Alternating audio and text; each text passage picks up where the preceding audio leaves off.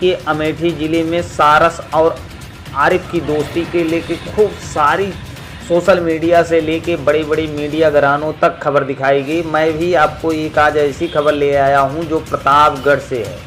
राज की पक्षी सारस जो प्रतापगढ़ पुलिस का मित्र बन चुका है। फतनपुर थाना और उसके आसपास रहकर जीवन व्यतीत करने वाला सारस लखनऊ वाराणसी हाईवे पर सड़क क्रॉस करते समय अज्ञात वाहन की चपेट में आकर घायल हो गया था, जिसका इलाज करने में पुलिसकर्मी जुटे हुए हैं। वैसे तो सारस एक प्रवासी पक्षी है और जोड़े में ही रहता है।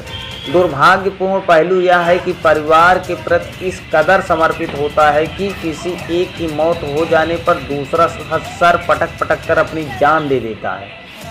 इस पक्षी के बूढ़े होने पर इसके बच्चे इसे खाने का इंतजाम करते हैं। इस पक्षी का जीवन लगभग 20 वर्ष का होता है और अलग अलग छोटे छोटे समूह में रहना पसंद करता है।